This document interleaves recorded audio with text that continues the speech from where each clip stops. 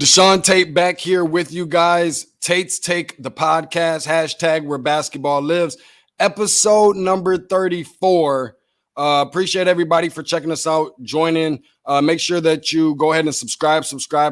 I can't say it enough. You guys know that's my favorite word. Anywhere you find your favorite podcast, Spotify, iTunes, Google Podcasts, Stitcher, Red Circle, the whole nine. Also, streaming live on YouTube as well. Go ahead and subscribe to that.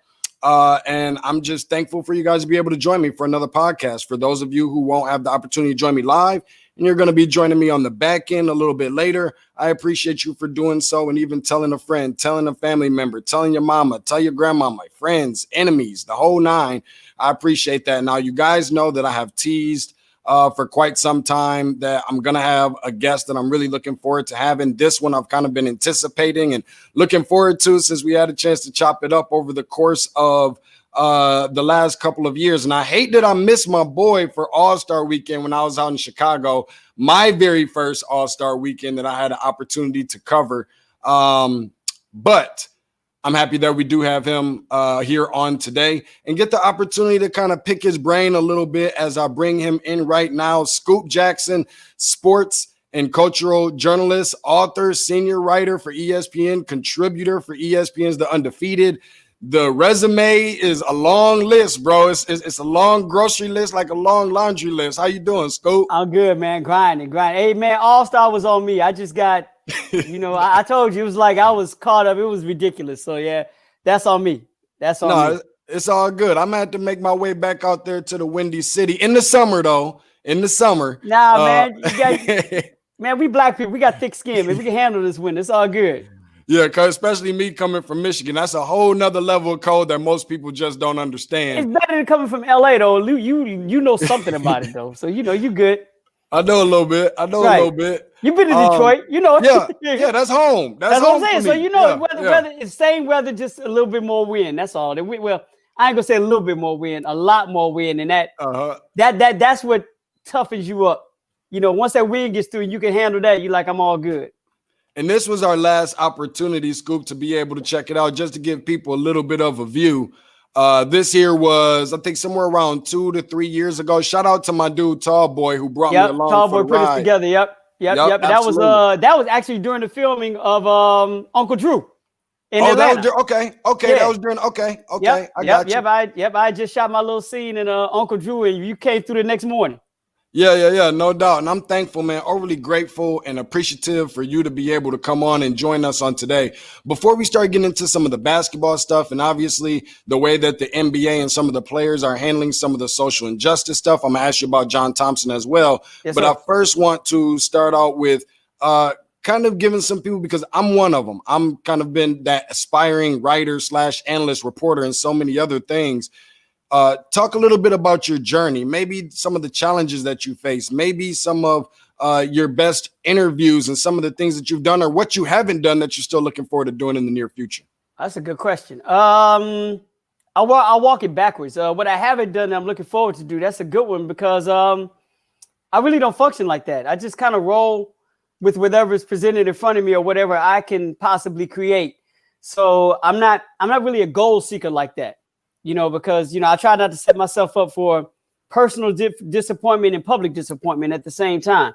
But I do function through visionlessness, where I don't see any boundaries. I don't see anything that's in my way. I don't see anything that's in our way.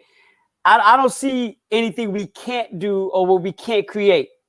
So that's why I just keep moving. And I found out that over the course of this 25, 30-year career, whatever, is that if you keep moving, things that you can't even think about present themselves to you.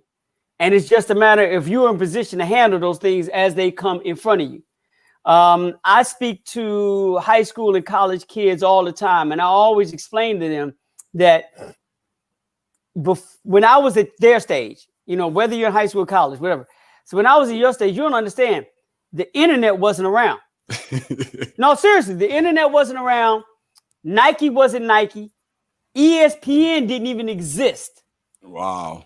So a lot of the things that I've been able to do in dealing with these weren't even around. So at that point, for me to sit up there and tell you, well, my goal is this and my goal is this and my goal is this, means I was limiting my goals by what was in front of me right then and not opening myself up to what was available and being prepared to make those adjustments and enter into those doors. Sure. Once they opened up.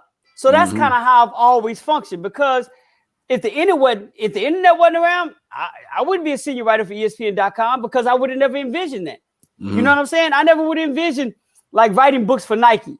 That didn't happen back then. ESPN didn't exist. Slam didn't exist. Slam. Everything that I've been able to do didn't exist back then.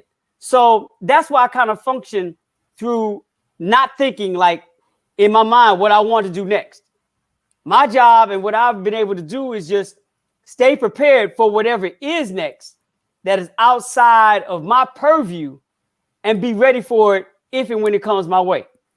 That's kind of how I've been able to flow. But I kind of tried to give you two answers. I want to answer the last question first, but inside of that answer, I kind of gave a little bit, as far as the background and this and the other, dealing with Slam, dealing with Nike, writing stuff for them, and still on contract writing projects for Nike. The latest one was the one with Venus and Serena that I just worked on with them about You Can't Stop Sisters, which I thought was really kind of dope. Yep. And just, I've been able to just create things along the way from a storytelling standpoint. And just take advantage of a situation of finding relevance. Common did the album called Finding Forever. And I don't know if Black folks, if we're in a position to find forever, we'll find forever, but it may not be the best forever, not in this country, but the one thing we think we do have the power to find is find some type of relevance and create that relevance. And over the course of the last 30 years in the form of storytelling and writing, I've tried to find relevance. And I think so far, so good. You mentioned storytelling, and dude, when I say like the best to ever do this stuff, you've kind of created a lane and that narrative for yourself of going into storytelling, and it's kind of like, it's like, it's poetry, you know what I mean? It's like spoken word. Right. Where did that whole idea kind of like come from? Is that something that you've kind of always had, or is that just kind of came along the way as you kind of progress? No, what it is just, it's me tapping into what I believe we do and what I believe we gravitate towards. And we as Black folks always, and we can't escape it because I think it's in our DNA, we've always gravitated toward rhythm. We're rhythmic people, period. That's it. Our entire flow and existence is built on rhythm. So I just incorporated that into what I do as a career and as a living. I write rhythmically. What I've done is basically no different than what we've done musically, what we've done through art, what we've done through dance. With all our creations that we've done have all had rhythm at the center of it. It has. And mine just happens to be literary. That's it. So I try to find a rhythm when I write, but that rhythm is also me thinking what you all are going to get from this. So a lot of times when I'm writing, it's not just me trying to do me. It's about me and how what I'm presenting is going to be received. And in that is where the rhythm extends itself. Yes, I try to write rhythmically, but I'm always in my mind thinking of how the reader is going to rhythmically read this, how they're going to interpret this. Sure. And is there going to be a rhythm there? And to me, if there's a rhythm in the reception of what I do, there's a stronger chance that the person accepting it, the person reading it, will not leave. See, as well as I do, when it comes to rhythm, once the rhythm stops, a lot of people stop. Right. My job throughout my entire writing career is to give you whatever I'm giving you at that time and never let you stop. Keep the rhythm going. Unless it's purposeful, unless there's a necessary break where you got to stop, but the rhythm's coming back. You know what I'm saying? The beat is going to come back in. So that's really all it is. It's not something that I've done differently. It's just me accepting who I am and who we are and trying to incorporate that in ways that, in in a genre that hasn't necessarily been done before. We've done it in so many other phases of storytelling and in art and in creation. It's just a lot of us haven't done it in a written standpoint. And I've just tried to incorporate that into what I've done. And the beat goes on. It just kind of reminds me of that, that song. I think it's the Whispers. I think it is. You preaching, brother. You doing the real deal. I got everything but my tambourine and my towel to throw at you and say, preach on, preacher, preach on, preacher. Speaking of, you mentioned slam, and I just mentioned something about a towel. Ironically enough, are those two things going together? The brother that kind of kept the towel over his shoulder being John Thompson, the late John Thompson. Got mine right here, so we good. Oh, yeah, you got yeah. So you was already there. You already prepared. My towel has not left his side. Since he's passed away last Sunday, it's been on my office chair, and it's gonna be there. You know what I'm saying? It's going to be. It's either I'm wearing something to celebrate Chad, or I'm gonna wear something that's gonna, always have something around me. And Chad has already had a picture in my office. I've already had him up since Black Panther. So I always have a framed picture for him on the cover of Time magazine, talking about A Hero Rises when he made the cover. I framed that at the time it came out, so it's always been up there. So he's always been represented in my space. But when Big Ace passed away, I was like, all right, so I got my towel, got my, Hoyas stuff, always honor. But the one thing I said I'm gonna do is I'm gonna always keep a towel on my office chair. So it's always this isn't just for the interview. This has been here since Sunday. I got you. I got you. Yep. I'm not doubting. I ain't questioning it. When I believe you was talking about magazines, talking about Slam magazine, you've done so much for with Slam, and I think it was issue number 9. Where you had the Allen Iverson one. Just kind of talk about that. I know you had some conversation during that time with Big John. I wouldn't call it a conversation. Okay. What would you call it? How did that go? Now here's the story, which is really kind of funny. Okay. I'll try to make it as short as possible. No worries. Take your time. The whole deal with Allen Iverson was we had caught wind of what he was doing during the summer tournament in DC. I think it was the Kenner League, and he was killing cats. It was in between his freshman and sophomore year at Georgetown. And people forget Allen Iverson was the defensive player of the year in the Big East after his freshman year at Georgetown. He wasn't the Allen Iverson that we know. No, it wasn't like dropping third. That wasn't his thing. That wasn't him. Right, that wasn't him. And, John Thompson always being defensive oriented at Georgetown, being defensive oriented, the Big East being a defensive centric conference. That's what he excelled at. So when we heard he's averaging 50 a game against the pros up in the Kenner League, we're like, whoa. So I happened to be in New York during the U.S. Open, which is funny because U.S. Open is on now. During the U.S. Open, and took a trip, down to D.C. to watch, a summer league game to see AI. And I watched AI in the AI that we wound up seeing later on in the pros. And after seeing him, he dropped like 62 and came back from a 20-point deficit in the second half. He just put on an Allen Iverson show. Like, I was like, oh my God, this isn't the cat that's playing at Georgetown. He's something else. So I called the publisher, like, look, that's when the argument, like, we got to put him on the cover. We got to do a story on Allen Iverson. And we went back and forth about that.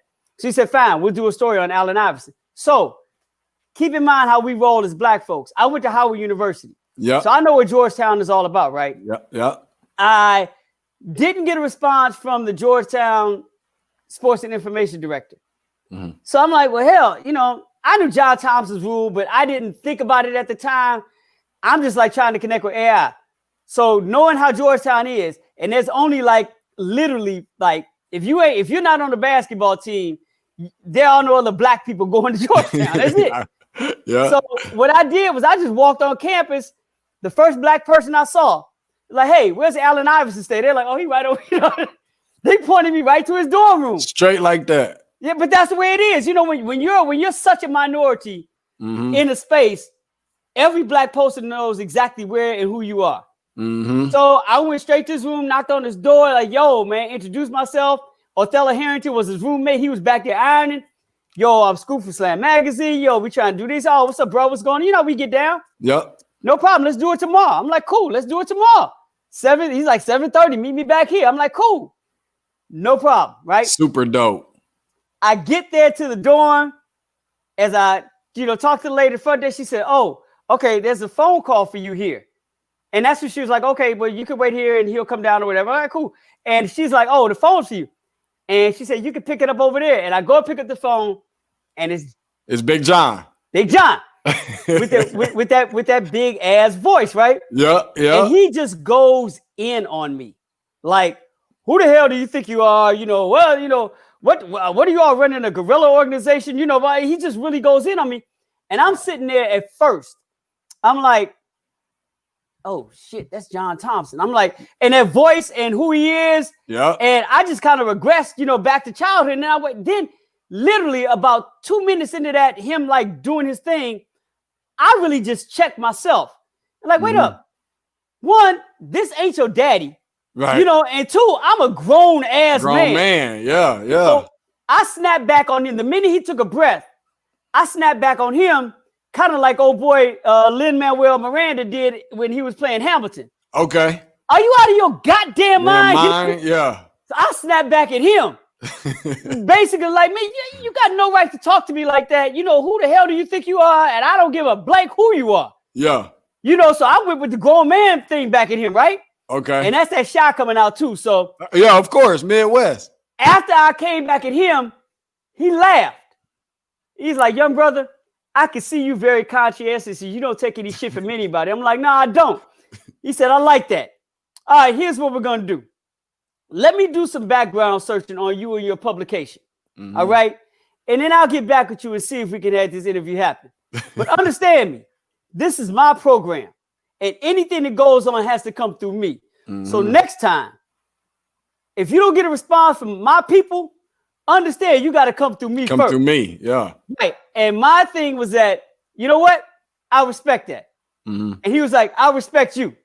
And that's how we ended that conversation. And then a couple weeks later, got an email from the SID setting up the interview with Iverson.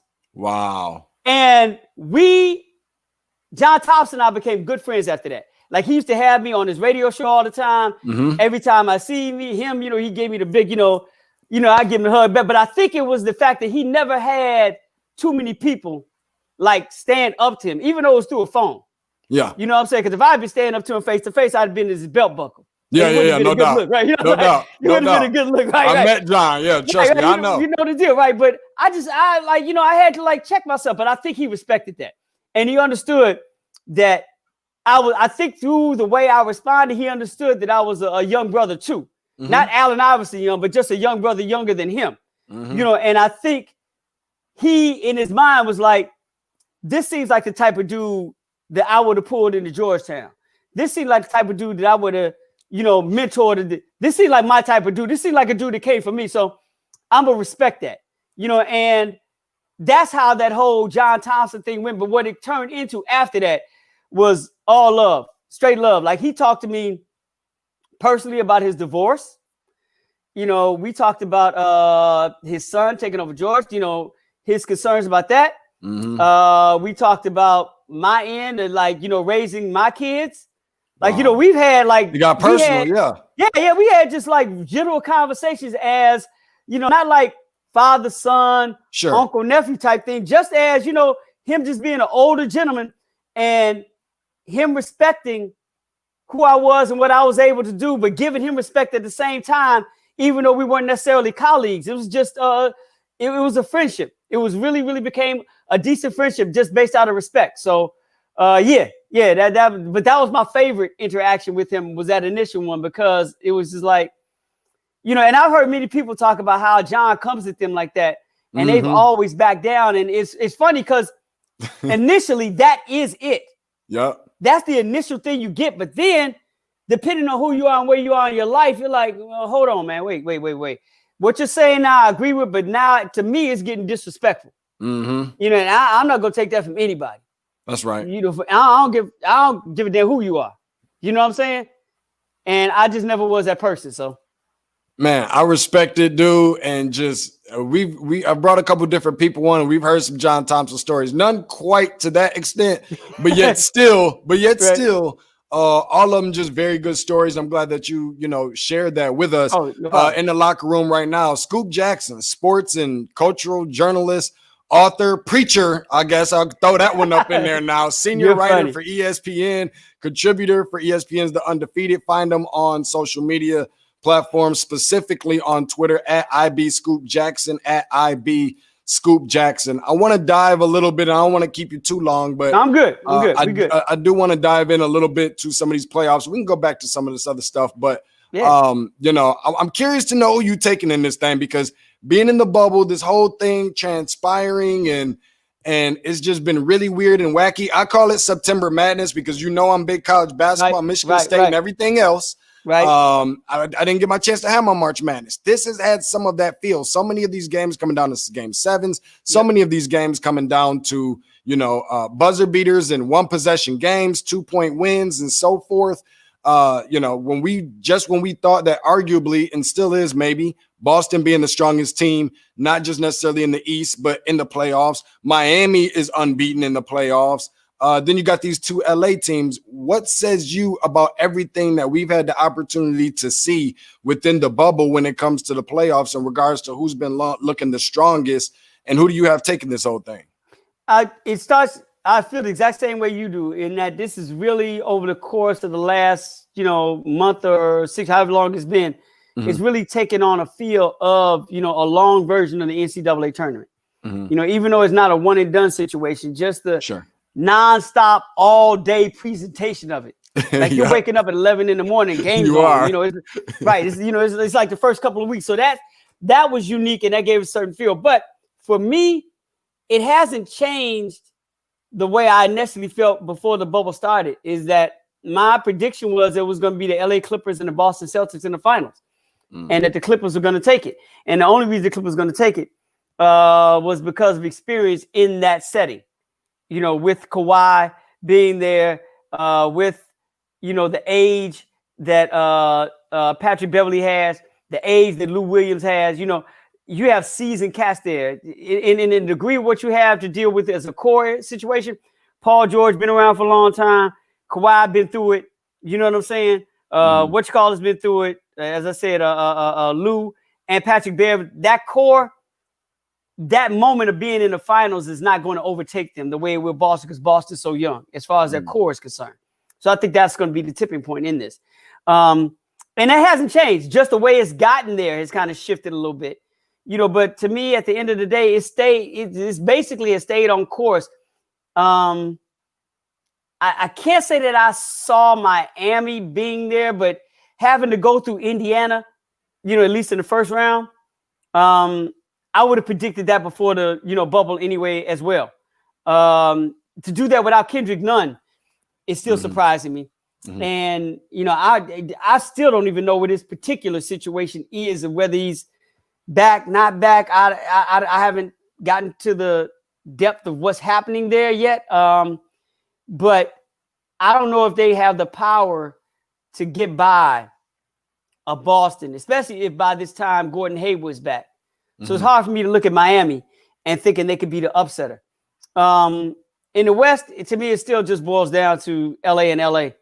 And I still stand by what I said before, the shutdown. Well, shutdown number one. Shutdown number two was a couple of days that the players protested. But shutdown number one, right, is that in a 7-game series, I don't think the Lakers have an answer for Lou Will. I really don't. And he literally offensively has the power, especially at this stage. And him being, 34, 35 years old. In that range. Right. Still being able to get buckets. He's never, in this questionable Hall of Fame career that he's having, has never had to play for anything. This is his first time really playing for something. Sure. So, and he knows at 34, 35, these might not come too often. Sure. So I'm pretty sure Lou Will is going to come to this stage with a different mindset than a whole lot of other people, even other people on his team, maybe even everybody on his team. I can't think of anybody on the Lakers who is looking at this the way he's going to look at it. So you talk about a cat that has the power to seize this moment because it may be, the last time this type of window is going to be open for him, and knowing what he has the capability of doing, I'm thinking that once Trevor Reeves is like, I'm out, who is going to be the Lou Will stopper? And I'm not saying Lou has to go off in every game. And the series this tight between the Clippers and the Lakers, with their teams being as evenly matched up as they possibly are, we're only talking about 1 or 2 quarters in 1 or 2 games that could be the tipping point of the whole series. Yep. And you know as well as I do, it takes nothing for Lou Will to have an 18-point quarter. Oh, at all. Right. So with him playing with purpose, real purpose, for the first time in his NBA career, and LA not having anybody singular to stop him, to me, that's the difference. That's the difference in the series. Speaking of Lou Will, you got to let me know next time you in the ATL, man, so we can go check out some of them Lou Will lemon pepper wings. I don't want to get you in no trouble, but you got to let me know when you make a stop. I've been to Magic. Look, I've been to Magic City enough that I'm mad I ain't got my own wings up in that piece. Hey, yo, off the air, I got the greatest. You thought the John Thompson story was great? Oh, my God. I got a Magic City story for you that's even better. Can't wait. I can't wait. I got a Magic City story for you that's even better. I'm almost ready to wrap this bad boy up so I can hurry up and get to that story. Oh, man. Going with it next. We were talking a little bit about Lou Will. He's up for the Sixth Man of the Year award again, ironically enough. And actually, I think he could break the tie between he and Jamal Crawford of winning it 3 times apiece, the most in NBA history. But he's up for that award again, along with one of his teammates, Montrezl Harrell. Go ahead. Can I shut you down real quick? Sure. That's where I think the Lakers went wrong. Why? Not picking up Jamal Crawford. You mentioned Jamal Crawford because to me, if you can't get somebody defensively to stop Lou Will, at least put somebody on your squad that can match him bucket for bucket. And for Jay Crawford to be out there. Yep. And the Lakers not grab him. Yeah, that's a good point. That's why I'm like, damn. That was your opportunity. That was your opportunity. That's it. That's it. It was. You mentioned him, and that was the one thing that's always in my mind. Like, why didn't they just grab him? And that would have evened up the matchup. And then you're like, it's a toss-up. So go ahead. I'm sorry, I didn't mean to cut you off. No, it's all good. I guess I'm doing my job now. And even with saying that, I know Rondo's coming back, and I know he's not 100%. He's a liability on offense as much as he would be pretty good from a defensive standpoint on the perimeter. And just even talking about, Jamal Crawford and all of that. Instead, you're going Dion Waiters is good. Dion could put a bucket, but Dion ain't that. Right, that's what I'm saying. And Ray John can't hold up with Jake, with Lou on a regular basis. You know what I'm saying? Yeah. I mean, in my mind, and once we say no disrespect, that means you're about to say something disrespectful, but you still have to claim it as you're not trying to be disrespectful. Sure. But, Alex Caruso, Rondo. That ain't it. Dion Waiters. I'm talking about what Lou Will is going to see in front of him while he's on the court. None of these guys pose a threat to him when he's in that mode. They ain't like that. Right. And what I'm saying is that Jay Crawford may not be that threat when he sees him guarding him, but Lou knows he got, all right, this is, I'm looking in the mirror now. So what I just did, he's about to do. That's all. You got to counter. If you can't stop him defensively, you have to counter him offensively in a series like this. And the Lakers had a chance to do it. And I think that's where they missed that opportunity. And they don't have the piece to even come remotely close, let alone. There's only a few players in existence right now that could have done that, and they had a chance to get one. I think Dion Waiters is close, but not enough in this particular situation. Because Jamal Crawford would have been playing for the same thing Lou Will is. They're both the same age. Both have never been in a position to really play for anything.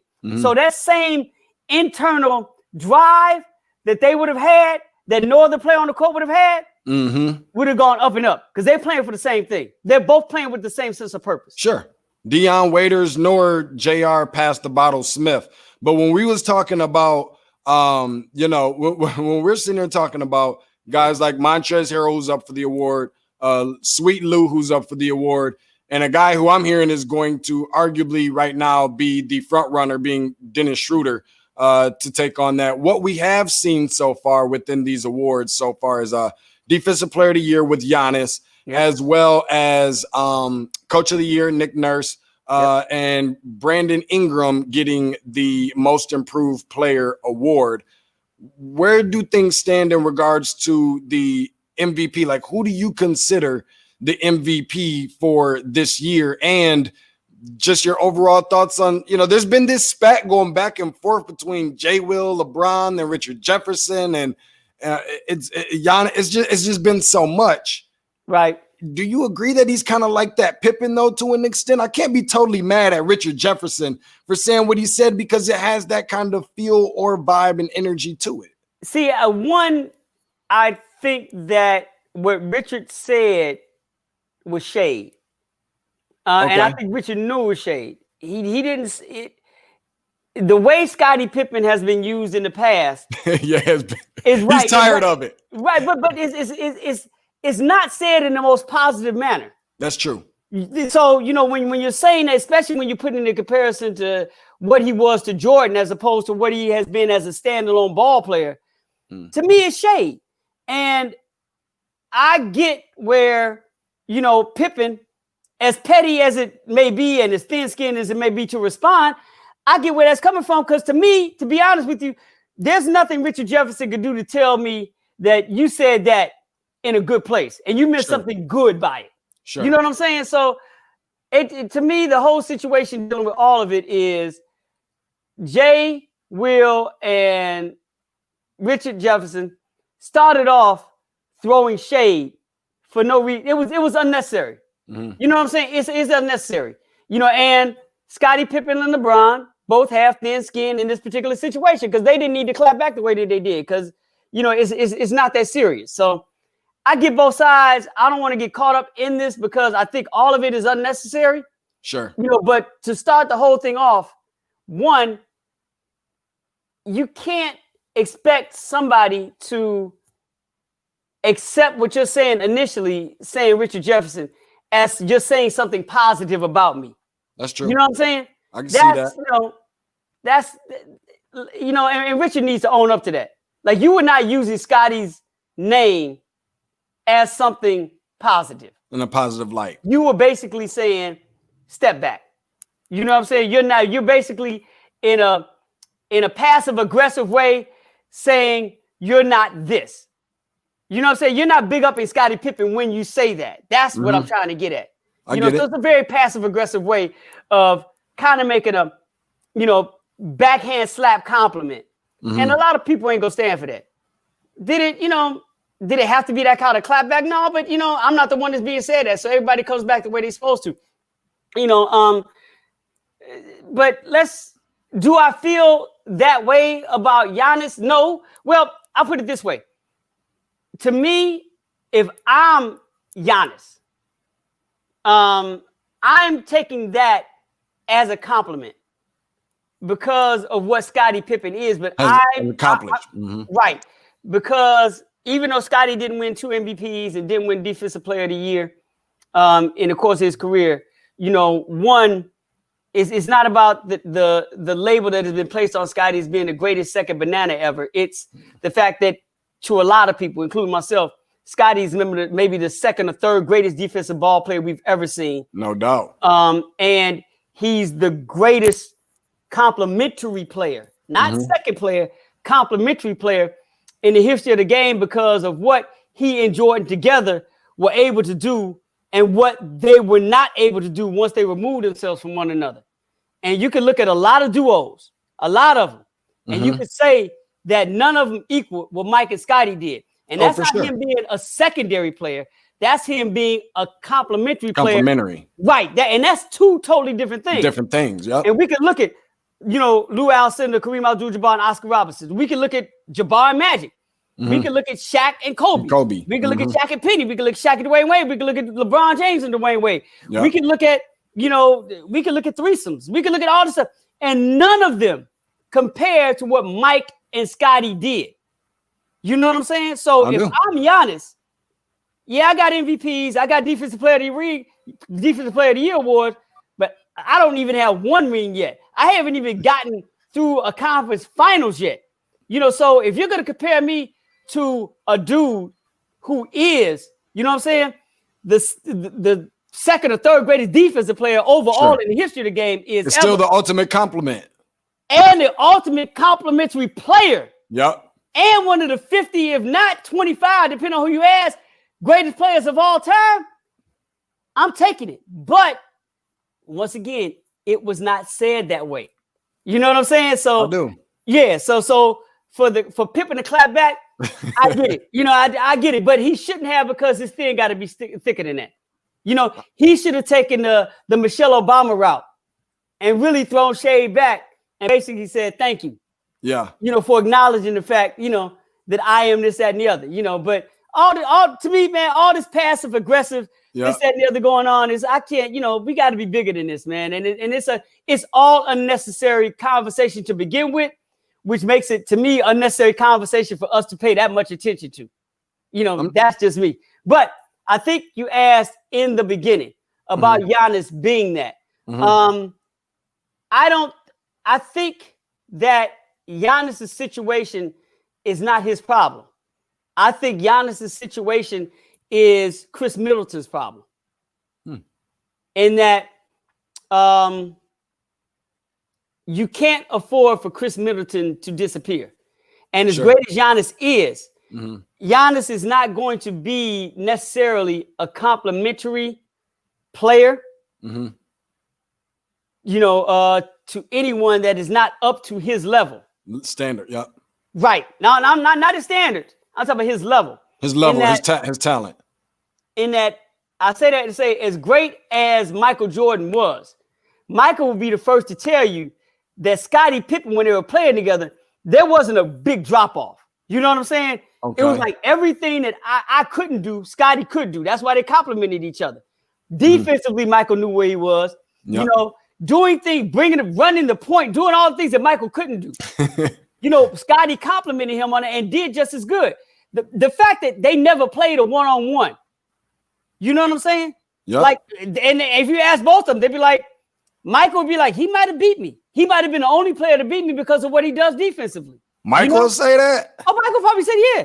Michael, if you ask him how many, maybe in one game, if you ask him if you play 100 times, Michael, I'm still going to win 90, but still, but still, yeah. But Michael, that sounds like Mike. But no, Michael say, if I play everybody 100 times, I win 99 times. Yeah. I might win 90 against Scottie. That like in Michael's way, that's a compliment to show you how dope Scottie is. I just don't want everybody to think that there's a great fall off between Michael and Scottie at that time they were playing.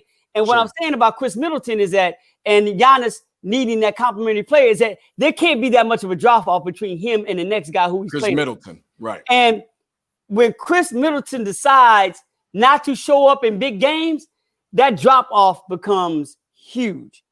And when he doesn't rise above what Giannis is doing, when Giannis has a quote unquote non-Giannis game, that becomes a problem. One of the things that made Scottie so great is that when Michael wasn't having those Michael Jordan games, Scottie kind of filled in that gap. Sure. You know what I'm saying? Sure. He's like, hey, it wasn't like Scottie had to score 30, but Mike, you only scoring 27 tonight. All right, I'm going to give you 25. Mike, you only scoring 21 tonight? Okay, I'm going to make sure my man who I'm guarding, if it's James Worthy or Magic Johnson, who's averaging 23 or averaging, 21 and this, that, and the other, I'm shutting their numbers down to make up for to meet you up. Yeah. Right, exactly. Scottie always did that to cover that up. And that's what I'm saying about Giannis. It's not his. Giannis is going to do Giannis, right? And that's play at this level, right? But you can't do that all the time when you're that number one target. It's the other guy, your complimentary player, that can't have days off in that role. And when in Giannis's case, it's Chris Middleton. You can't be that much of a distance between what Giannis does and what you do on an everyday basis in a 7-game series and expect to win rings. You can't do that. Let alone disappearing sometimes and different, and not really the most physical team in the NBA either. Thank you. Chris Middleton has to find a way to rise up to be as close to Giannis's level as he possibly can, especially on days when Giannis is not being Giannis. When they're keying on Giannis and trying to stop him from being Giannis, that's when you have to. That's when you, Chris Middleton, have to be Scottie Pippen. You know what I'm saying? And I'm saying this in the most complimentary way that's possible. Like, you got to rise what you do up to a Scottie Pippen level. You have to do that. You have to do that. And if that's not being done, then, Giannis isn't going to win any rings. And if Chris Middleton is not that player, then Milwaukee needs to find him that player that is going to be that. That's right. That's right. I just said Kawhi's going through the same thing, or may go through the same thing with Paul George. They're going to have to learn that out. You know, Paul George, I mean, Kawhi has shown himself to be so efficient that it's so difficult to stop him from reaching his level that Paul George maybe can have bad games like he started off having and still not affect the outcome of Clippers games. Mm-hmm. But in a series against the Lakers, if it's as tight as it's supposed to be, Paul George can't afford. You know what I'm saying? Paul George, dude, you can't afford to have bad games in big moments. No, you can't do that. You can't do that. You cannot do that. And luckily, something that's going to help cover that up in the event that happens is having offensive firepower like Sweet Lou that's going to be able to help contribute to what they're trying to put together. My dude Scoop Jackson in here with me with the flashy and the glamorous pair of eyeballs that he got on. They not Detroit style yays. They ain't Cartier. They ain't yays, but they sweet though. I give them respect. They sweet. The boys are sweet. A little Saint Laurent for y'all people. You know what I'm saying? Man, I know, like I said, I didn't want to hold you that long. I know you got things to do. You're a busy man. I did want to ask you about the stance that the NBA is taking with the social injustice and Black Lives Matter movement and so forth. Just the way that they're doing it, you know, is that a way that are they exercising the most of what they have to be able to put in place to kind of help assist some of the things that are going on in today's society? Or should they be doing more? Or should they be doing something different? Do you have any ideas of ways that they can kind of take this on? Because this is just, it's really something that obviously as a society, what we're living in, plus the pandemic in 2020 is just really getting way out of hand. But I'm hoping that we are not in position to where we will come remotely close to seeing a shutdown, because I've always kind of been under the impression of what we just witnessed last weekend, not this past weekend, but the weekend before, was them saying, well, we're not going to play basketball. And I'm not trying to say that this isn't a great idea by the players, because I respect everyone's idea, but I'm not really sure that there's people out there that are saying, oh, well, if we keep this up and us as law enforcement, Caucasian or whatever Caucasian, continue to keep doing this, they're going to stop playing basketball. So we probably need to put it to a stop. I'm not sure that they care enough about whether the NBA continues or not. What says you? No, I agree with you on that. But the one thing, because I don't think they are paying attention to cats that are in law enforcement, the people we want to put the light on, and politicians can be included in this, and also in this particular case, since we're talking about, qualified immunity, we're talking about judges, and handing out sentences to officers when they do commit crimes, so that they all play it. I don't think they're looking at the NBA as, okay, what they're doing is going to affect how I function. I think you're exactly right. That those two probably will not correlate. My thing is this: anytime we're doing something besides sitting on our ass, it's necessary. So I don't give a damn what they did, as long as it's moving forward and not just laying there stagnant and being apathetic for us as Black folks in this country, then I'm all for it. Damn what other people think. Damn what those others think. Damn for anybody who says, well, what's your end game? Ain't no end game. Yep. When you're trying to survive, the only end game is to survive. Yeah. So whatever is counter to not surviving, that's what we're going to do. So in this particular situation, where they looked at, hey, you know what? We've been doing this, and we're still seeing the same results. We may not know what to do, but doing the same thing is not working. So let's do something else, and let's see if this works. You know what I'm saying? So I am not mad for anything that they did, and I'm glad the fact that they didn't take into consideration how others were going to feel about it when they did what they did. Their mindset is one we all should have in this country at this particular time. Inside of this particular movement is that doing nothing is not the answer. Doing the same things that are not working is not the answer. It's not the answer. So there's at no point you're going to hear me, or should, in my mind, hear anybody find fault with what the NBA players did and their approach to, doing whatever they thought was in the right, was on the side of right at that time. That's it. And to me, they did more than anybody else did. I keep sitting on the sideline. I didn't see all of us Black folks in media doing any of this. I didn't see all these quote unquote black business people, small or large, going out doing this. I didn't see. Name me another group as far as the workforce is concerned doing this. No. So how are we gonna sit on the sidelines and be like, oh, well, they shouldn't have, they could have done this. No, not when you're not doing shit. Passing the buck. Thank you. No. I got all respect for them, and especially the players in the WNBA as a whole business model about everything they're doing. And once again, there's no blueprint for this. It's like raising a kid, man. You can read all the Dr. Spock books and get all the advice from psychologists and doctors and all this. They'll tell but until you become a parent, there's no one way to do this. You just continue to do it and you adjust because every kid is different. You know what I'm saying? You have to raise your kid to the personality that's going to be the best and of the best interest of that child. You adapt. Every day as a parent is an audible. You know what I'm saying? If you try to lay out a blueprint of how you're going to raise that kid, you're going to have a messed up kid. That's bottom line. That's guaranteed. So it's the exact same thing. We're living this thing day by day and trying to move forward day by day. And it's not going to look the same day by day. So when it comes time to call an audible, call an audible. But I give them much more credit for at least not making this thing all about their emotional standpoint at that particular time. It wasn't just an emotional move. They sat, thought, talked, made a decision, then went back and went deeper into research to find what they could do. You know what I'm saying?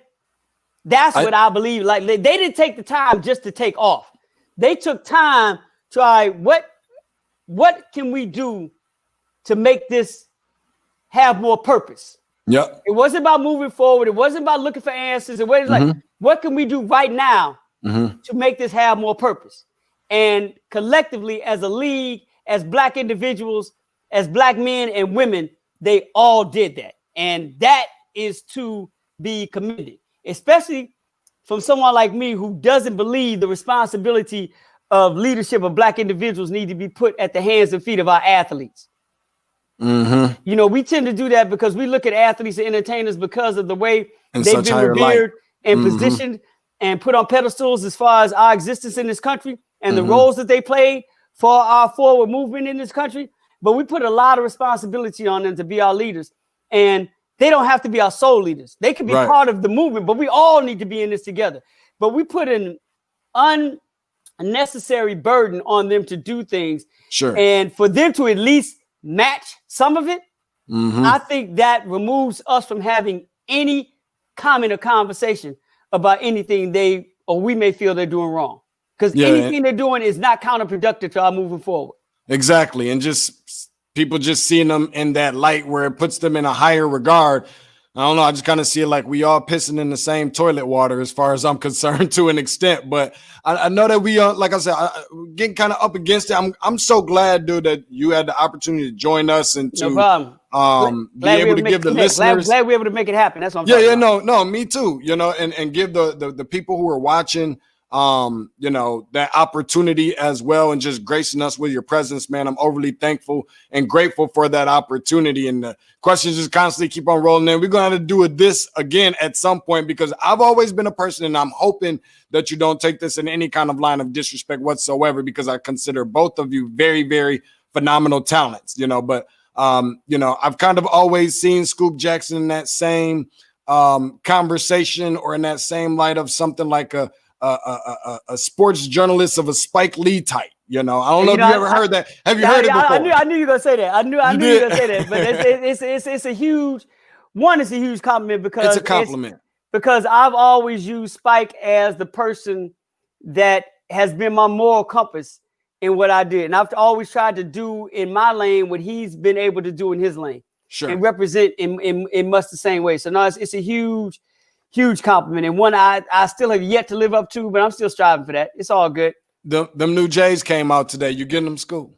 Nah, man. There's a few new J's. Can you talk about the Jordan ones, the multicolored joints? Is that the one you're talking about? Yeah, the multicolor. Yeah. Yeah. Nah, I'm trying to get have you seen the lemon wave dunks that came out? No, I haven't. Nope. Okay. Nope. Yeah, I'm maybe trying to get my hand on some lemon wave dunks. But speaking of dunks, you'd appreciate this because you're a Michigan State guy, right? Oh, come on now. Cut it out, man. Is that a trick question? All right. Now, they're coming out with the University of Michigan, and they finally created a dunk. A Michigan State University, MSU, a Spartan dunk to complement and contrast the rivalry with the University of Michigan. I forgot what date is coming out, but I'm getting my hands on those. So text me, okay? Let me know as far in advance as you possibly can. I'm gonna get rid of the house if I gotta do that, bro. I gotta go get those. Dude, I've seen them both. Matter of fact, I have a pair coming my way. Seriously. So, and I'm like, yo, anybody from MSU. When I get my hands on the first person I'm tweeting is Magic. Okay. Then I'm tweeting Jamel Hill. Then I'm tweeting you. Okay. So I'm good with that. Right. So I'm trying not to start chasing things as they come along. I'm trying to wish them in existence. Mm-hmm. So you know what I'm saying? So the ones that dropped today, the Jordan ones, yeah, I love them. I got my Jordan 1 game up to a point where I'm happy. I'm satisfied. So I'm not being greedy. I'm not going to be like, I'm not thirst trapping like every Jordan that comes out. But at this stage in my, OG game and the shoe game, I'm being very selective about things that I may go after. And right now, it's that dunk lemon wave. Okay. That's like, and the dunk is going through a revival, and they're doing a documentary on the dunk and all this, that, and the other. And dunks have always been like that.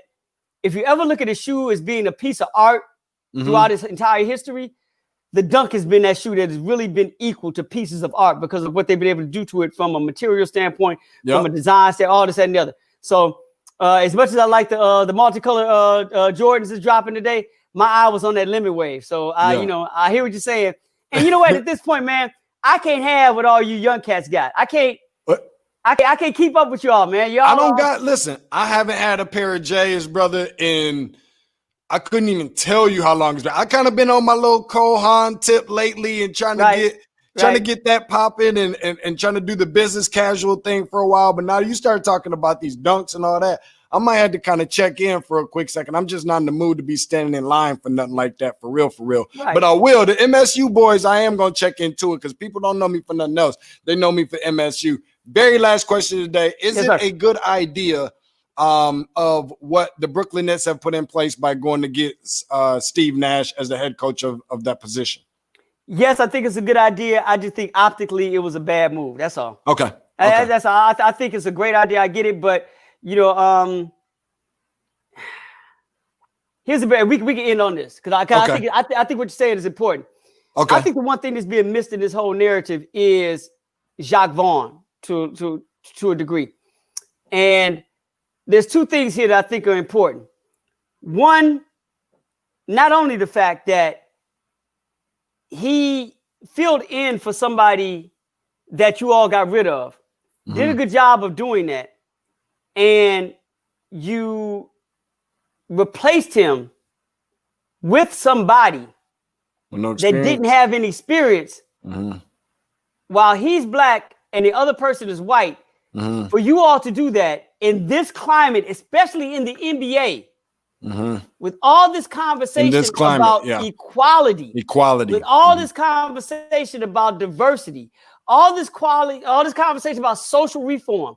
Yes, I know it's connected to police brutality, but there's still a sense of not just Black lives mattering, but Black life. Yeah, all the things that are connected to us while we're alive that are connected. For you to not take that in consideration when making this choice is bothersome. Because no love for Mark Jackson either, I guess. Well, it's not even that. It's the fact that what is this going to look like? As a Nets organization, we have a black coach that's an interim who has done this and held it down and done a good job. For us to replace him with a white guy that has no experience, how is that going to look? You know what I'm saying? Right. From the in the NBA when we're all about this. Yep. That's problematic. The fact that they didn't even consider how this would look to the general public, to consider how this would look for them as an organization. In this climate, to not even consider that just basically goes back to show how much work we have to do. That all this talk and all this stuff there's still issues that we are still not even being looked at, and we're still being overlooked. Yeah. And our existence, our presence in certain situations isn't even being considered. Our stories, our fight, all this is still not being considered. So that's one. That's from an optic standpoint. The fact that they didn't even take how the response to this could look or how it could be into consideration is bothersome. But secondly, and my wife and I talked about this, let's take this out of the Steve Nash situation where he and Sean Marks have a great relationship. Yeah. Let's take this out of Steve Nash's situation, where he is a Hall of Fame player and, he could be the next Steve Kerr, which is a great thing, all this and the other. Let's take out of consideration the fact that he may have interviewed better for anybody at the job. Let's take this out of consideration that they never even offered, from our understanding, Jacques Vaughn a chance to get the job. Take all that out of consideration. Let's just deal with this. In yours and my job and any job we had at the time. I don't care if we were a cab driver, bus driver, seamstress, chef, short order cook, paralegal. You know what I'm saying? I don't care what we were. Yeah. If you were doing a job and took over for somebody if you took over for somebody who was doing a head job, whatever the job was, if you took over for that and they replaced you with somebody, one, they didn't offer you the job that you had been doing, and two, they replaced you with somebody with no experience, how would you feel? How would you feel? Yeah. That's it. Yeah. And then behind that, they had the nerve to ask you to stay. Yeah, to stay. So behind take this out that of person. the NBA Slap in the coaching face situation and just put it in just a regular. If I was bagging groceries at Dominic's and I was not the head bag grocery guy, and the head bag grocery guy decided not to show up to work. Yeah. You know what I'm saying? And Scoop, we need you to lead on bagging groceries throughout the whole store. And I do that for months. Yeah. Cool. All right, well, now we got to replace the head bag grocery guy. Scoop, you did a hell of a job doing this. Now we're going to bring somebody in over you who has never done this before. But we don't want you to be mad. We don't want you to leave. We want you just to go back to what you were doing before and work under this guy. And work under this guy who's going to be asking you how to do this. All I'm saying is that how, in general, remove all the basketball stuff, all the black-white stuff, all the Steve Nash, Jacques Vaughn, all that. Remove just on basic employee tactics. How is that? It's jacked up. And I'm even more surprised, even in some cases, not totally surprised, but just the blackballing of Mark Jackson is kind of beyond me at this point. I'm not even sure that he'll ever get another look, but that's a whole nother conversation. He'll get another look, but his thing, take consideration. Mark Jackson will get another look, but in this particular situation, he doesn't have the relationship with Sean Marks, who was doing the hiring. That's Steve does. I get that. I'm not going to say Stephen A. said it's white privilege. And I think there's some of that there. But I think if Steve Nash, let's replace Steve Nash with Dwayne Wade. Okay? Seriously. An ex-player, no coaching experience, and Dwayne Wade had the same relationship with Sean Marks that Steve Nash had. And Dwayne Wade got the job. Yep. Okay, what's now missed is there is no black-white narrative in this, right? Okay. But the second thing I said about just the employee situation, how you're treating your employee, you just passed over Jacques just Vaughn looked over. With some right. It still is messed up. Right. That's my point. So it's not about Mark Jackson, per se. As far as the black thing, this has something to do, and it has nothing to do with it's not overtly white privilege because there's nepotism there. There's friendship there. There's a connection there. Right. And that connection is going to override a lot of things in this particular, because if you got a chance to hire your boy, somebody you're familiar with, somebody you're cool with, that probably even covers up color. He said, I don't care if Steve Nash is polka dot. We got 20-year history. I don't know Jacques Vaughn like that. You know what I'm saying? I don't know Mark Jackson like that. This is my guy. He wants his job. He could be underqualified. If I get a sign off on the owner on this, I'm going with it. Fine. But from an employee standpoint, it's jacked up. So that's what I'm saying. In this particular situation, you can literally replace Steve Nash with the Dwayne Wade, and you can remove the black-white thing. Still, internally, from an employee standpoint, as Jacques Vaughn, asking him to do that and still asking him to stay there Mm-hmm. and expecting him to keep that, dude, none of us would take that. None of it. None of us would take that. Everybody should have a problem with that. My boy done blessed us with a whole hour. Thank you so much, my brother. Sports and cultural journalist, author, senior writer for ESPN and contributor for ESPN's The Undefeated. The game is not a game. Let the people know where they can find that. You can find it on haymarketbooks.org, or you can find it on Amazon. You can find it on all book stuff, online. And then when bookstores open, you can find it there. Man, appreciate you. Find them on social media platforms, specifically on Twitter at IBScoopJackson, at IBScoopJackson. Scoop, appreciate you again. I'll let you know when I'm coming to the Chi. You let me know when we coming to the A. We're going to go get some wings, all flats, extra crispy, ranch, dip, boom, boom, and we'll do it like that. And I got a spot to take you to in the A after we leave Magic City. All right, don't forget to let me know about that story a little bit later on that you got. I don't want you thinking I forgot that one. I know. Trust me, I know you ain't forgot. It's all good. Appreciate you, my brother. Good to talk to you, baby. You as well. My dude Scoop, man, did a phenomenal job, man, just blessing us and joining us and giving us the opportunity, gracing us with his presence. And you can see why I was so highly anticipating having him on the show for such a long time. I think it's been about 2 or 3 years since we had the opportunity to kind of link up and get together and pick brains and kind of shoot the breeze a little bit. So I think that it was a success. If you enjoyed that, you'll enjoy the rest of our guests and just the shows going forward. I call it the best, most entertaining, most educational, most informational basketball content on the planet in the form of a podcast, that being Tate's Take, where you find it right here where basketball lives. It's easy. So instead of me sending you all these different messages, so on and so forth, you're going to catch you on social media and this and that. It's very easy. Wherever you find your favorite podcasts, iTunes, Google Podcasts, Spotify, Red Circle, Stitcher, the whole 9, just go to Tate's Take, hover over that search box, you find that little magnifying glass, and just type in Tate's Take, TATE''S, TAKE, and or on social media, on Twitter as well as on IG, at Tate's Take Hoops, TATESTAKEHOOPS. You can also subscribe on YouTube so that this thing can give you a notification, boom, boom, to your phone as soon as we go live each and every time that we do. So I'm looking forward to some stuff coming up in the future. Got some more projects I'm working on and so forth. And then make sure that you just continue to tell a friend, tell a family member, tell your enemies, tell your mama, tell your grandmama, per usual. Until the next time, we up out of here. And that's it for us.